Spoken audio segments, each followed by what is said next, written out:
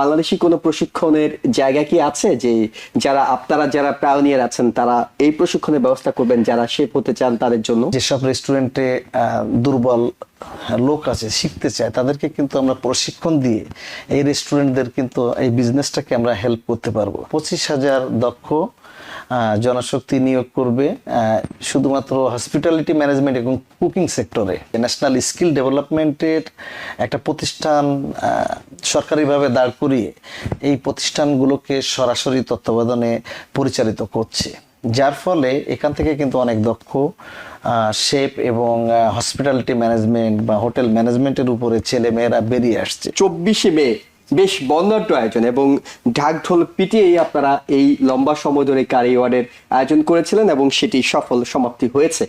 আমরা একটু জানতে চাই যে এই কারি অ্যাওয়ার্ড যখন আপনারা আয়োজনটি করলেন তখন আপনাদের উদ্দেশ্য কি ছিল? অনুষ্ঠান শেষ হওয়ার পর আপনার কাছে মনে হচ্ছে সেই উদ্দেশ্য কতটা পূরণ হয়েছে? হ্যাঁ, ধন্যবাদ জুয়েল ভাই আপনাকে এবং TBN24 এবং TBN24 এর সকল দর্শককে। আসলে আমরা যারা কমিউনিটিতে আছি, বিভিন্ন পেশায় বা কমিউনিটির বিভিন্ন সেক্টরে ব্যবসা বাণিজ্য বা সব মিলে আমরা কমিউনিটিতে পজিটিভ একটা চিন্তা করি। বিশেষ করে আমরা যারা কারি শিল্পে আছি, রেস্টুরেন্ট বিজনেস বা ক্যাটারিং বা হসপিটালিটি ম্যানেজমেন্ট নিয়ে যারা আমরা বাংলাদেশিরা কাজ করছি, আমাদের এখানে একটা বড় সমস্যা আছে। সেটা হলো আমাদের দক্ষ জনশক্তির। দক্ষ জনশক্তি আমাদের এখানে না থাকাতে অনেক রেস্টুরেন্ট ব্যবসায়ীরা এবং হোটেল ব্যবসায়ীরা আমরা কিন্তু সফলতা আনতে পারছি না। আমাদের অনেক উদ্যোক্তা আছে, কিন্তু দক্ষ কর্মচারীর অভাবে কিন্তু আমরা অনেক সময় ফেলার হচ্ছি।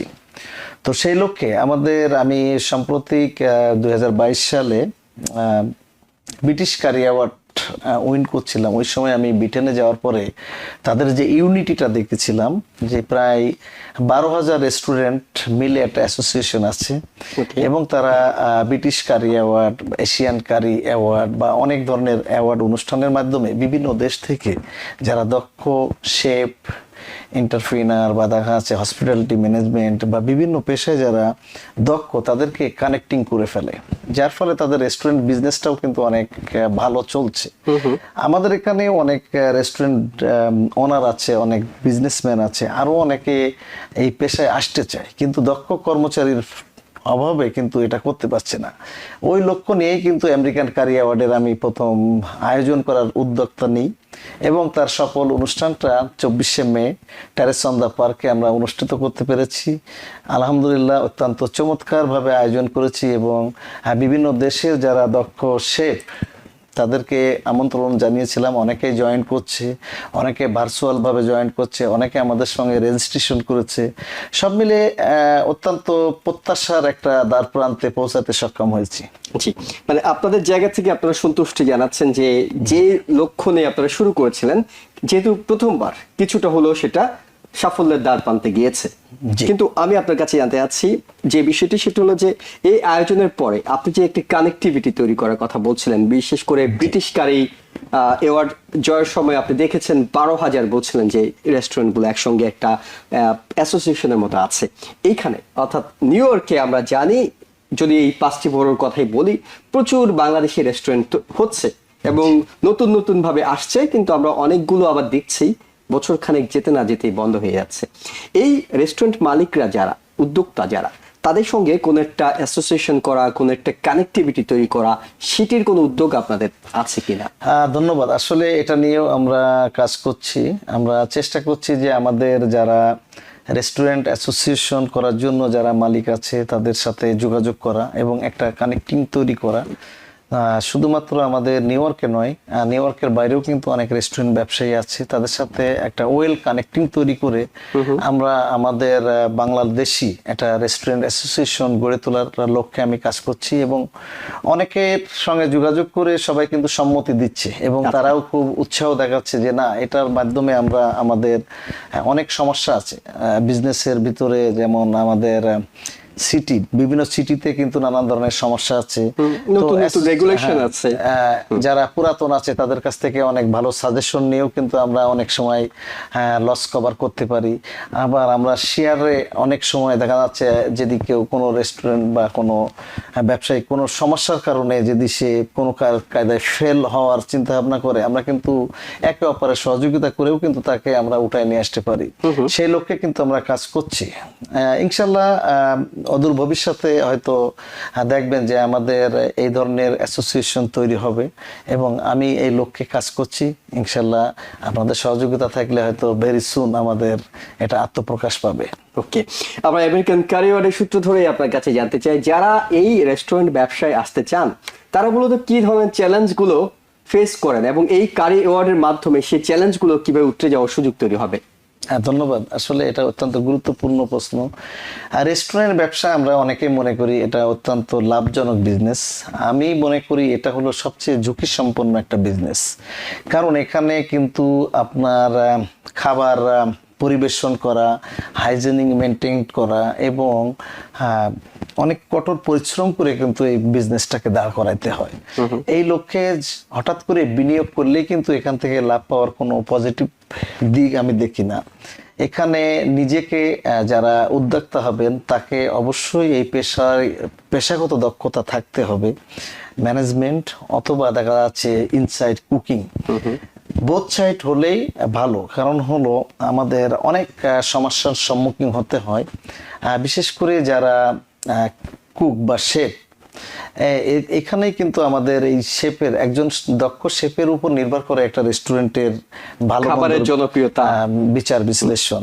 আর দক্ষ শুধুমাত্র রান্নায় দক্ষ না, তাকে অবশ্যই হাইজেনিং বা এডুকেটেডেও দক্ষ হতে হবে। এই লক্ষ্যে কিন্তু আমাদের কমিউনিটিতে কিন্তু অনেক সমস্যা দেখা দেয়, যার ফলে অনেক সময় যারা রেস্টুরেন্ট বিজনেসে আসে অল্প দিনের ভিতরে তারা দেখা যাচ্ছে একটা ভালো পজিশন গড়লেও এক সময় লোকবলের কারণে কিন্তু অনেক রেস্টুরেন্ট বন্ধ করা বা ঝরে যায় বা মালিকানা চেঞ্জ হতে দেখা গেছে।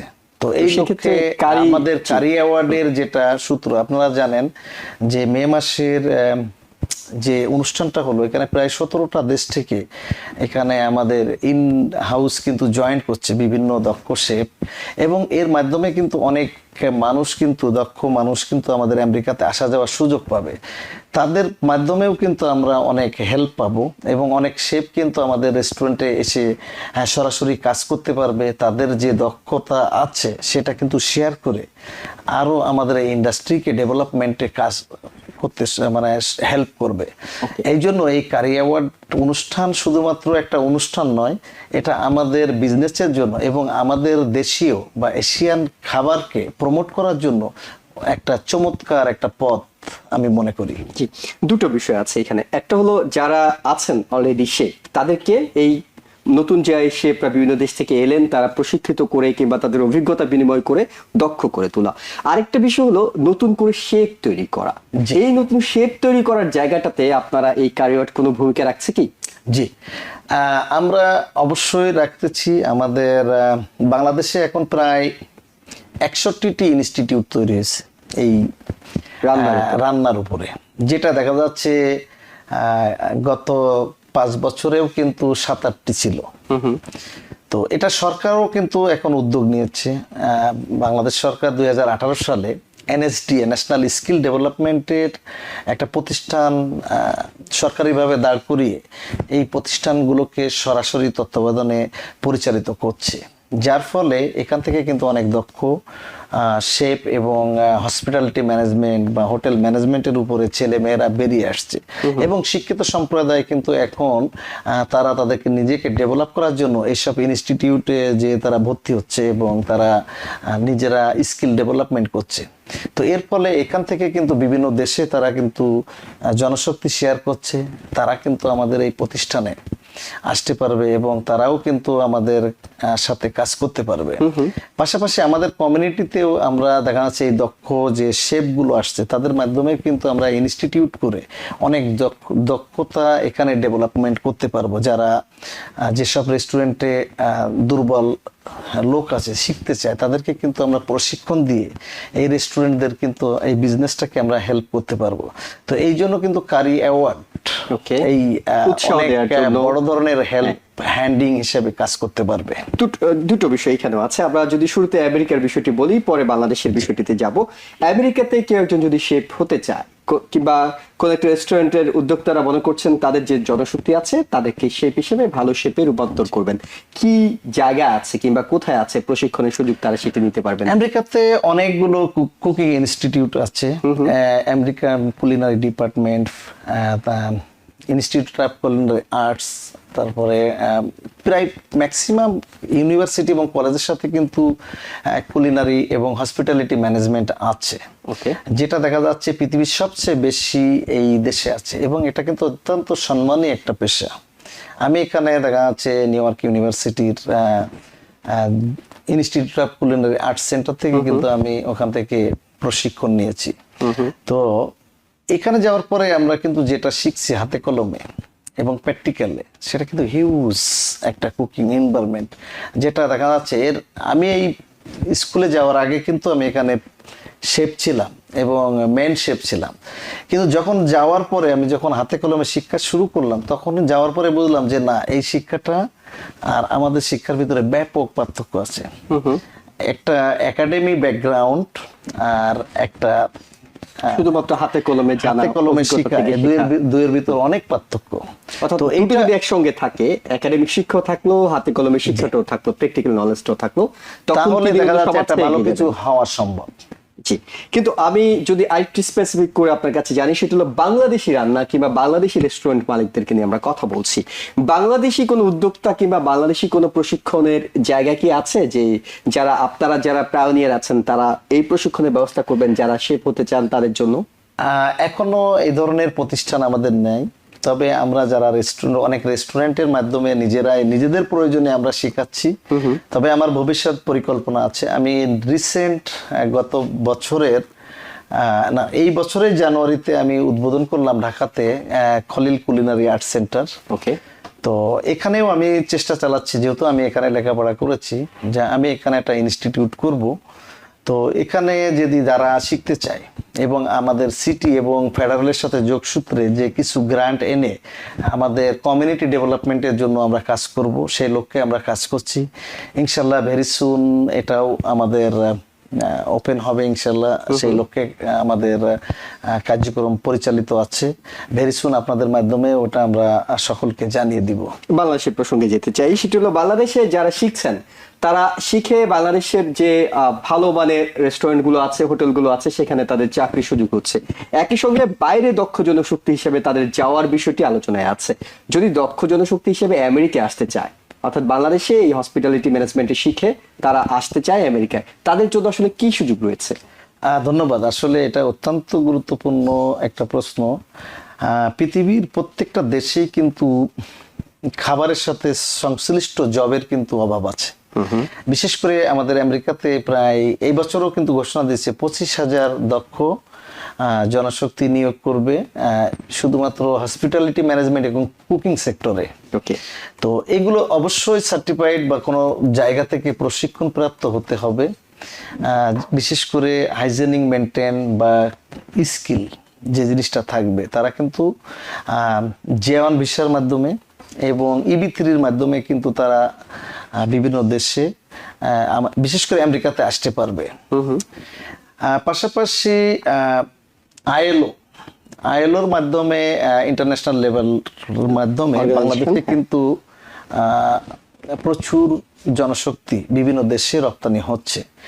বিশেষ করে এই যে সাম্প্রতিক আমরা গত মাসে আইএলওর সঙ্গে একটা কন্ট্যাক্ট করলাম, আমাদের ইনস্টিটিউট, তারা প্রায় 2 লক্ষ মানুষ আমাদের এখানে বাংলাদেশ থেকে প্রশিক্ষণ দিয়ে বিভিন্ন দেশে কিন্তু তারা নিয়ে যাবে।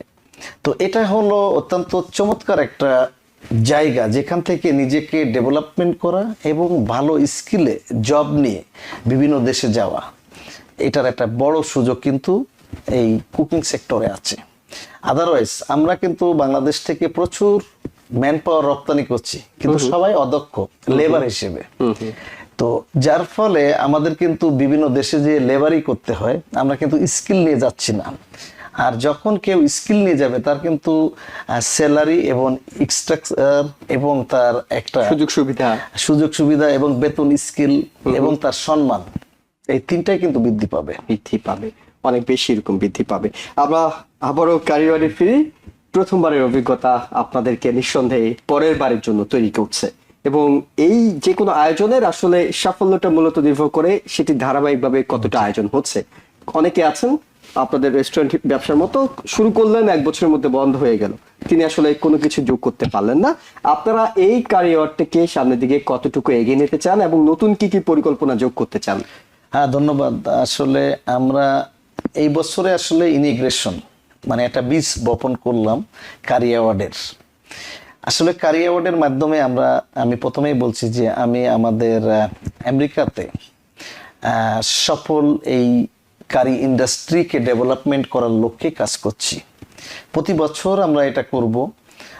প্রতি বছর আমরা বিভিন্ন দেশের যারা সুনামধন্য শেফ এবং রেস্টুরেন্ট ব্যবসায়ী আছে তাদের সাথে একটা যোগসূত্র তৈরি করব, এবং তাদের মাধ্যমে এবং আমেরিকার বিভিন্ন রেস্টুরেন্ট বা হোটেল ব্যবসায়ী যারা আছে তাদের মাধ্যমে একটা সুন্দর একটা মিলন মেলার স্থান তৈরি করব, এবং একে অপরের সাথে একটা যোগসূত্র তৈরি করে মানে আমাদের যে দক্ষতা শেয়ার করার লক্ষ্যেই কিন্তু আমরা কাজ করব।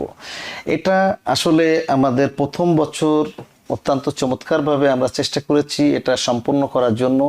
এখান থেকে ভুল ত্রুটি যেটা আছে সংশোধন করে আগামী বছর আরো বড় পরিসরে এবং আরো চমৎকারভাবে সকলকে নিয়ে বড় পরিসরে একটা কারি অ্যাওয়ার্ডের আয়োজন আমরা করব। ভেরি সুন আমরা পরবর্তী তারিখ ঘোষণা করব, এবং শুধুমাত্র আমেরিকাতে নয়, সারা পৃথিবীতে যারা দক্ষ শেফ আছে তাদের সাথে আমাদের যোগসূত্র থাকবে, এবং যারা হোটেল ব্যবসায়ী আছে। তো এই লক্ষ্যে আমাদের একটা টিম ম্যানেজমেন্ট অলরেডি তৈরি হয়েছে এবং আরো তৈরি হবে। অনেকেই আমাদের অ্যাপ্রিসিয়েট করছে বিভিন্ন দেশ থেকে, এবং তারা আমাদের সঙ্গে একত্রে কাজ করতে চায়। বিশেষ করে বাংলাদেশ সহ পৃথিবীর বিভিন্ন দেশে কিছু অ্যাসোসিয়েশন আছে, ফেডারেশন আছে, যেমন Bangladesh chef federation, culinary federation, Indian royal Bengal federation, তারপরে বিভিন্ন দেখাচ্ছে গুজরাটের master chef king federation, Malaysia, Indonesia, তারপরে কোরিয়ান কুকিং ফেডারেশন, বিভিন্ন দেশের সাথে কিন্তু আমাদের একটা ভালো কানেক্টিং তৈরি হয়েছে এই কারি অ্যাওয়ার্ডের মাধ্যমে। এবং ইউকেতে যে রেস্টুরেন্ট অ্যাসোসিয়েশন যেটা, তারা কিন্তু অলরেডি আমাদের এখানে জয়েন করছে বছরে। তো সব মিলে আমরা কানাডা থেকে জয়েন করছে, কানাডা ইনস্টিটিউট এবং শেফ ফেডারেশন। তো সব মিলে আমরা এদের সাথে একটা ওয়েল কানেক্টিং তৈরি করা, এবং আরও যারা আছেন এবছরে আমরা আমাদের মেন স্ট্রিমে অনেক রেস্টুরেন্ট, বিশেষ করে এখানে যারা কোরিয়ান রেস্টুরেন্ট, চাইনিজ, তারা কিন্তু আমাদের সঙ্গে যোগ হওয়ার জন্য অলরেডি আমাদের সঙ্গে যোগাযোগ করা শুরু করছে। হ্যাঁ, কিছু কোরিয়ানরা এবং চাইনিজরা আমাদের সঙ্গে জয়েন্টও করছিল। তো আমরা একটা ওয়েল কানেক্টিং তৈরি করার চেষ্টা করছি।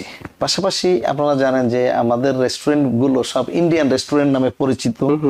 তো এখান থেকেও আমরা বেরিয়ে আসার জন্য এই প্ল্যাটফর্মটা কিন্তু অনেক বড় ধরনের একটা সহায়ক হিসেবে কাজ করবে।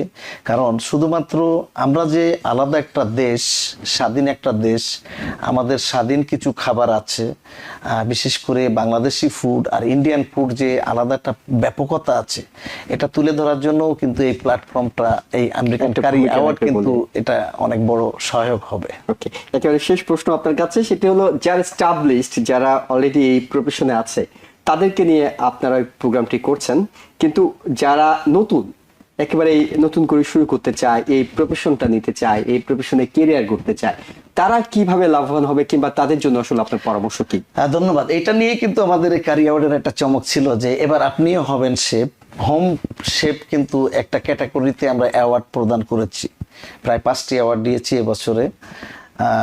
যারা আমাদের মা বোনেরা বা অনেকেই দেখবেন যে ঘরে বসে রান্না করে ক্যাটারিং করছে, বা দেখা যাচ্ছে বিভিন্ন উৎসবে তারা খাবার বিক্রি করছে স্ট্রিট ফুড হিসাবে, তাদেরকে আমরা আমাদের সাথে একত্রিত করার জন্য তাদের কম্পিটিশন, কুকিং কম্পিটিশনের মাধ্যমে কিন্তু আমরা এবছরে 5 জনকে পুরস্কৃত করেছি। তো আমাদের ইচ্ছা আছে এই শ্রেণীর মানুষকে আমরা কানেক্ট করা, রেজিস্ট্রেশন করা এবং তাদেরকেই প্রশিক্ষণ দিয়ে দক্ষ শেফ তৈরি করা, এই লক্ষ্যে কিন্তু আমি কাজ করছি।